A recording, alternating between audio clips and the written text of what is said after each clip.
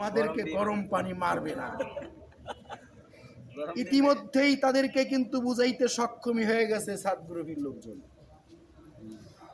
সুতরাং মায়ের বরাতে আছে মায়ের, এখনো সময় আছে, ঐক্যবদ্ধ হতে হবে। এখনো সময় আছে। আমরা সবাই ঐক্যবদ্ধ হওয়ার জন্য চেষ্টা করি।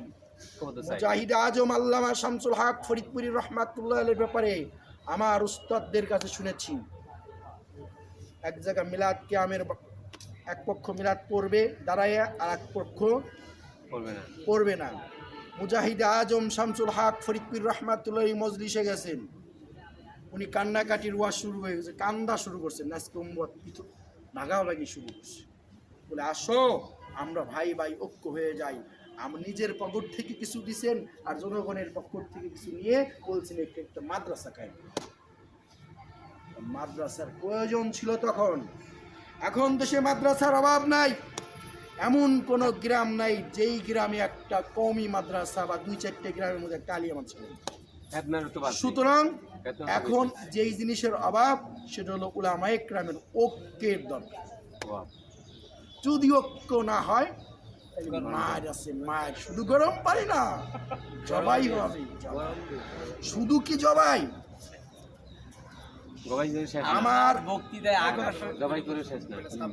আমার এলাকায় একজন মুত্তাকি লোকের সন্তান আলী হাসান মোহাম্মদ মুজাহিদ, তার বাড়ি ফরিদপুরে। তিনি একজন ভালো মানুষের সন্তান, সমাজ কল্যাণ মন্ত্রী ছিল এক সময়। হ্যাঁ, তিনি 1 টাকা দুর্নীতি করেননি, সমাজ কল্যাণ মন্ত্রী আলী হাসান মুজাহিদ। কিন্তু তার জানাজা দেওয়ার ঠিকমতো জনগণকে জানাজাও দিতে দেয় নাই। সুতরাং আপনারা গোপালগঞ্জের আলেম ওলামা যারা আছেন, ফরিদপুরবাসী বা সারা বাংলাদেশে যারা আছেন, ভাইবেন না যে আমি হাম বুখারি, আপনাকেও টার্গেটে রাখা হয়েছে।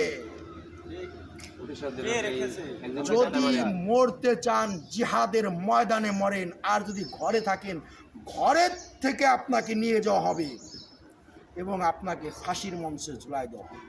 ওটা হবে জিল্লতির জীবন।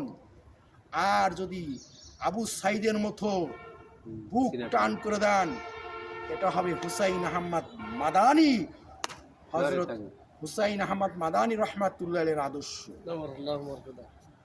এবং হুসাইন রাদিয়াল্লাহু তাআলা আনহুর আদর্শ। সুতরাং ঘরে বসে থাকার চেষ্টা করবেন না।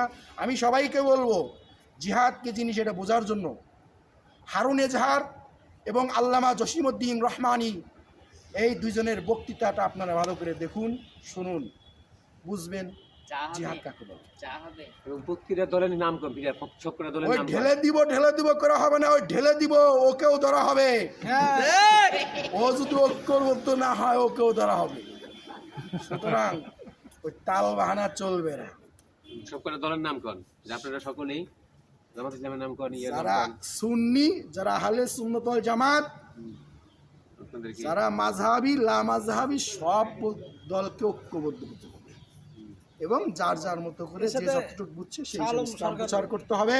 আল্লাহ তাআলা আমাদেরকে সঠিকভাবে কোরআন সুন্নাহ মোতাবেক এই দেশ চালানোর তৌফিক দান করেন এবং আমাদেরকে আল্লাহ তাআলা ময়দানে মাহশরে মুহাম্মদ সাল্লাল্লাহু আলাইহি ওয়াসাল্লাম এবং তার সাথী আবু বকর ওমর রাদিয়াল্লাহু তাআলা আনহুর সঙ্গে জান্নাতের ফয়সালা করেন।